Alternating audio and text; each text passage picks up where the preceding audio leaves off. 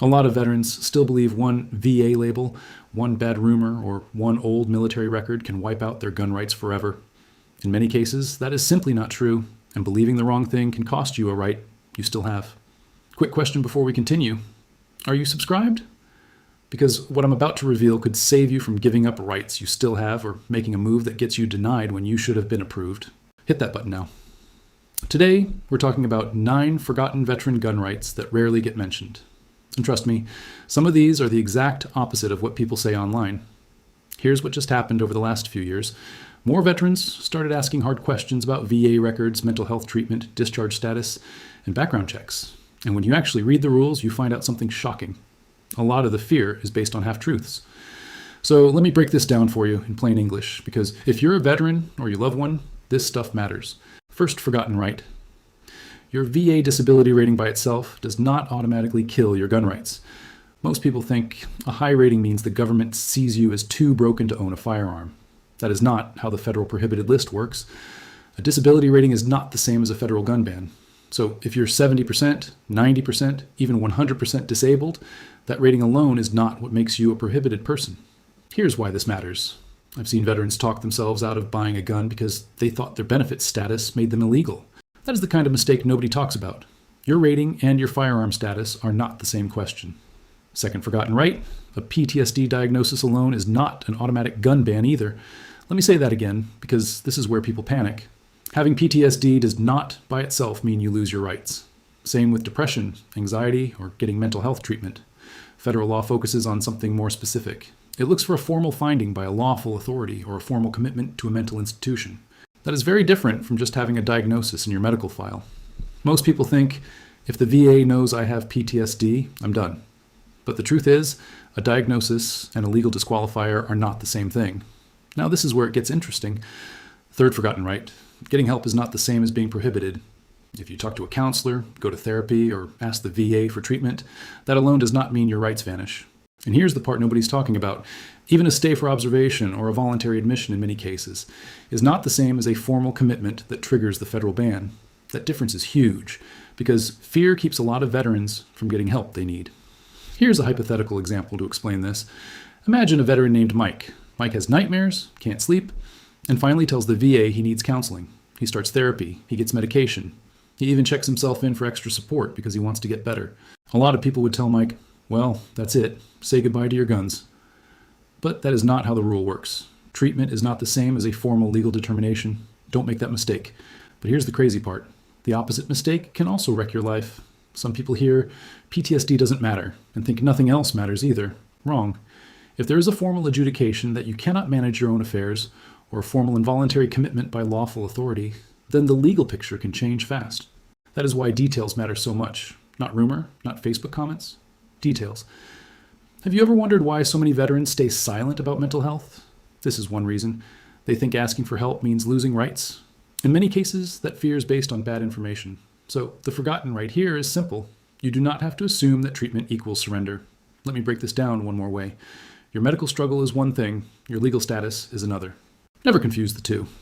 If you're finding this helpful, imagine what you'll learn in my next video about the 5 words that protect you when cops ask about your gun. Subscribe so you don't miss it. Fourth forgotten right. Not every bad discharge is a federal gun ban. This one shocks people every time. A lot of veterans believe any discharge that sounds bad means they are prohibited forever, but federal law is much narrower than that. The military discharge category focuses on dishonorable discharge, and in some cases, a dismissal ordered by a general court-martial. That does not mean every general discharge, every other than honorable discharge, or every bad conduct discharge automatically falls into the same bucket under federal law. That difference is massive. Let me explain why this matters.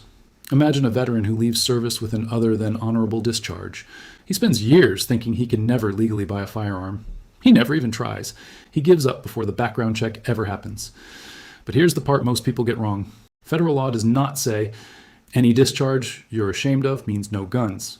It uses specific words, and specific words matter. Now, I need to be careful here, and so do you. This does not mean every veteran with a rough discharge is in the clear. Other facts can still create problems. A felony conviction can. A domestic violence conviction can. A qualifying protective order can.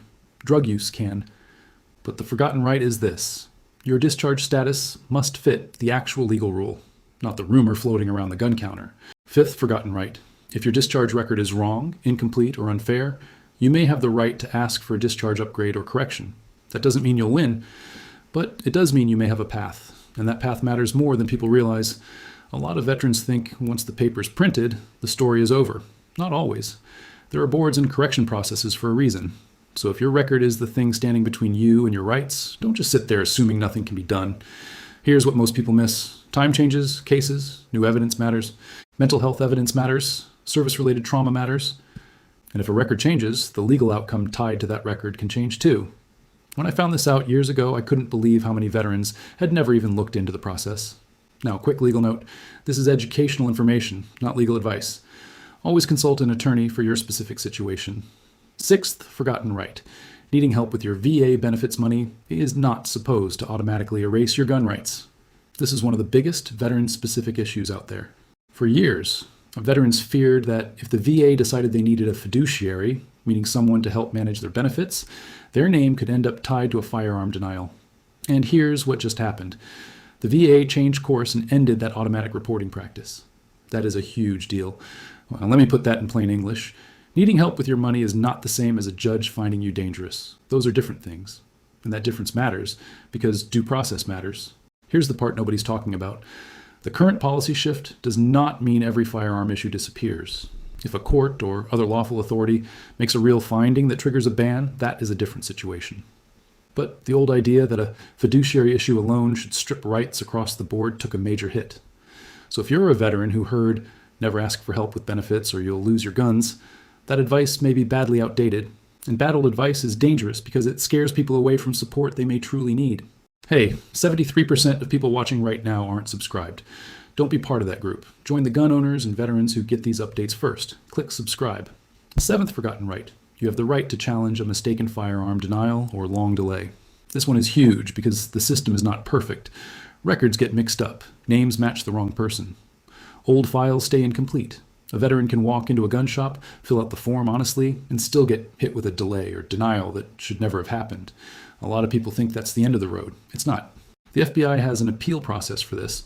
So if you get denied or delayed for way too long, you may be able to challenge the record, send documents, and prove the system got it wrong. Keep your transaction number. Keep your paperwork. Keep every scrap of information. Because if you don't, fixing the mistake gets harder. Now, this is where it gets even more important. If you're the kind of person who gets falsely flagged again and again, there are tools designed to help reduce repeat problems. Most veterans never hear about that until after their second or third bad denial. And that's the tragedy. The forgotten right is not just the right to buy if you're legal, it's the right to fight a wrong answer from the system. Here's a relatable scenario. Imagine you served honorably. You have no felony, no domestic violence case, no disqualifying mental health order, and you still get denied because your name looks like somebody else's. That can happen. If you don't know your rights, you walk away thinking you're banned.